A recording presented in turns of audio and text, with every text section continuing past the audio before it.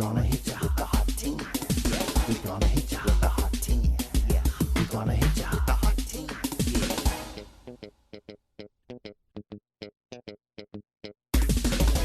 All right. Hey, it's another episode of A Hot 10 with Alycia Cooper, and you guys are in for a treat. I am so excited that this lady agreed to do my show. She's been a hero of mine since early Def Jam.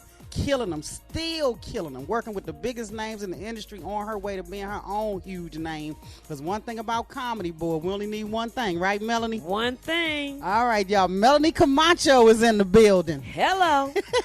How y'all doing? I'm so glad to be here, hanging out with my girl Alycia Cooper. She's been telling me about her show. I've been on tour with Martin Lawrence, so I was just trying to find the time to make it happen. And today is the day. So what's going on? So, Melanie, you've been on tour with who? You done been on tour with Martin Lawrence. You done been on tour with Cat Williams. You done been on tour with Chris Tucker, right? Oh, yeah. So, I mean, just all of them, two times and more. Multiple times. And Multiple Melanie times. just kills it. Def that's why they Comedy keep Jam. working her.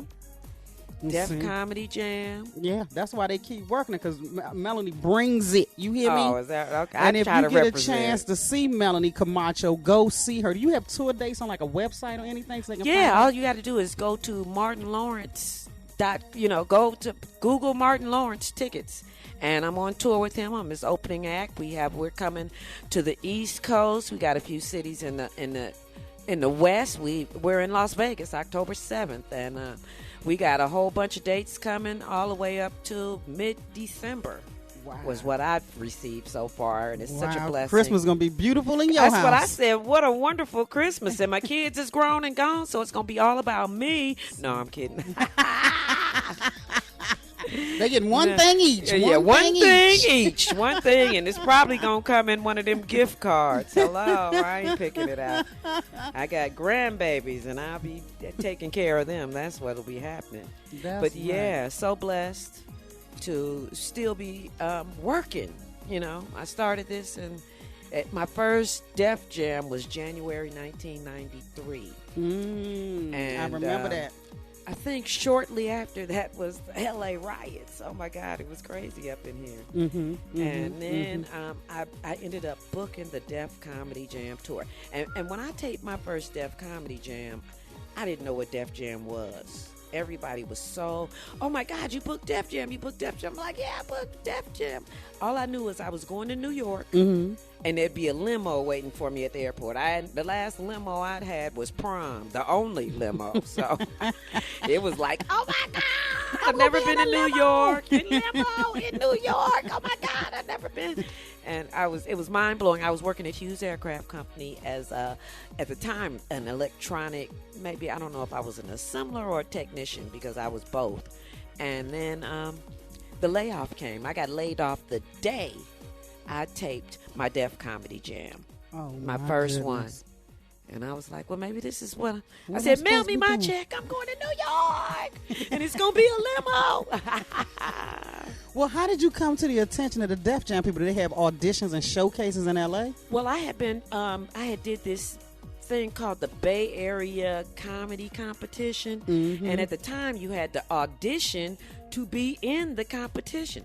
So, I had been doing comedy for a couple of months back then, and everybody was going, so I wanted to go too. And I went, and I got a standing ovation, my first one, and one of probably 5 in my career. At that audition round, and the Def Jam people were there, and they were like, you're gonna tape Def Jam. So I got into the Bay Area Comedy Competition. First round, I was out. Some guy with a bus driver uniform came in there, and by the time he finished honking and beeping with his bus, I was out. Like, okay. So, but then the blessing was I got the Def Jam and the Def Jam tour. So God works in mysterious ways. It's okay. So you said you had been doing comedy a few months before you went to the Bay Area. So were you writing and preparing your stuff and working it out in L.A.? Pretty much. I was just off the hip. I'd be in the audience talking about whatever was going on. When I first started, it was a dare. My coworkers and I went to go see Robin Harris, and he had passed unknowingly to me, and I think it was DL and Joe Torre maybe on stage, and they were new at it back then. And like I said, this was way before I started. This was like probably 90. And I didn't think they were funny at the time. They're funny now, but at that night, I just probably wanted Robin Harris, and he wasn't there.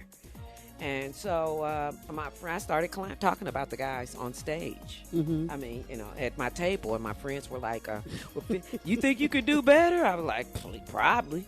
$50 they put on the table, and I was like, let me see. So I went and asked the lady who was Sharon.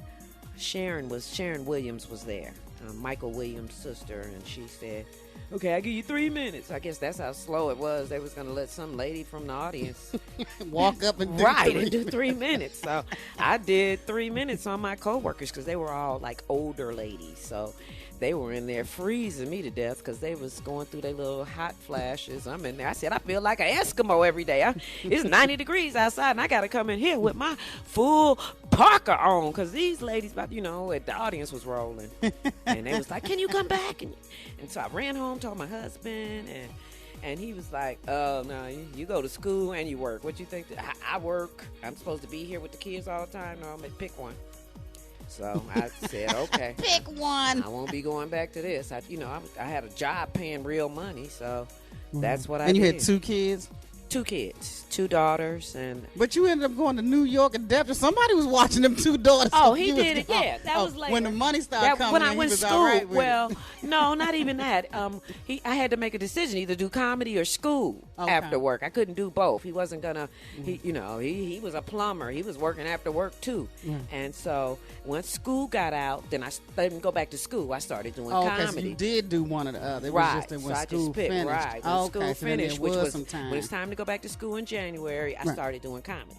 Okay. I started trying to So do you comedy. was funny fast. I was funny fast. God is good.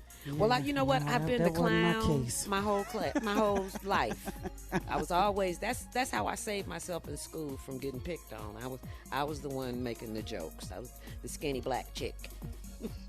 Because that's what they called me, black or skinny, one of them two. Whatever. Right. So you had something for them. Yeah, whatever. Bring it. Let's do this. And so, what female comics were around 93? Was it Yvette Wilson? Well, you know what? I didn't know comedy, so I hadn't been following comedy. I didn't know any of the female comics. The ones that I would see looked like dudes to me. Mm-hmm. They were the, I don't want to name any names, but they weren't feminine-looking ladies. And I was like, so I didn't have any, like, role models. So that's when I came out with the Def Jam. Well, let me change all that. And I taped my first Def Jam with some thigh-high boots on and a mini coat. It was a dress. It was a coat made out of a dress with a big hat on. And that's what they was like... Until I started telling them jokes, because, you got to be careful in New York. They'll boo you for what you got on. Go to Showtime at the Apollo and see what I'm talking about, please. And so you had success pretty quickly. Blessed with that. And then did Hollywood outside of Def Jam take notice? Well, I just couldn't figure it out, My problem at the beginning was my nerves. I was scared to death when I would go in on auditions. I mean... physically shaking. You could see me shaking. I'm way better at it now. I'd be like, give me the part. Let me show you what I can do. But I would see Vivica Fox or somebody else, with a name in there. And I'm like, oh, God. Well, by the time I get in there, I'm shaking. And, they're not going to cast anybody like that. So, I just kept going to my classes, my audition to get the nerve, and then you get the nerve, and you go in there, and I've been on auditions where the other people auditioning could hear through the door, and they're applauding you when you come out, so that boosts your confidence, makes you feel even better, and you don't even get a call back. You be like, what the hell is going on? So the films that I have been in, it was because somebody said, hey, come on down and get in this, come do something. That's how I got 3 strikes. I went on a set with my attorney, and I didn't really know DJ Pooh, and he didn't know me. But the people on the set knew me, and so they were like, oh, Melanie, come on. And so he was like, hey, you want to do something? Come back tomorrow. So I came back the next day, and yeah. See, that's good because there's no stress. You can just be creative and have fun. Right. Yeah, because this industry will try to suck the fun out. Oh man, so you know many what? opportunities. Sometimes, you can't wait on Hollywood. You got to make your own way. What you got to start doing is start showing them. Look what you're missing out on.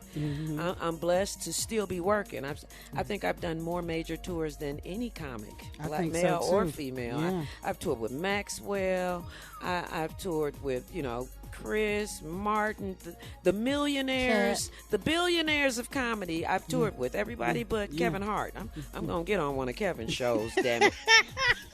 Whenever he let a woman on, he better call me. You hear me, Mr. Hart? Because I was trying to be on that Heartbeat weekend, and I was like, what? Wait a minute. You're like, what do I have to do? What do I got to do? I can't get a Hollywood Husbands. I can't get a Think Like a Man. Can I get a anything? Yeah. Well, that's coming too. That's coming too. You know what? I just have to put that in God's time, Yeah. And I think he does it where he can get the credit. Right. He don't want me saying, well, he got me that or he got me. He want me to tell everybody and tweet everybody, look what God did for Melanie Comarcho, because he do a lot for me. He is I love him to death. Yeah. When we come back, we're going to do a part 2 with you, Melanie, because we got to find out. I want to find out, some other interesting stuff that you've done throughout your career. And, because Melanie has some stories. Because, just anytime you this daggone funny, you done been through some stuff. So funny. Stay with us. We're going to be back with part 2 of Melanie Comarcho on a Hot 10 with Alycia Cooper. Hello. We're gonna hit you with the hot 10. We're gonna hit you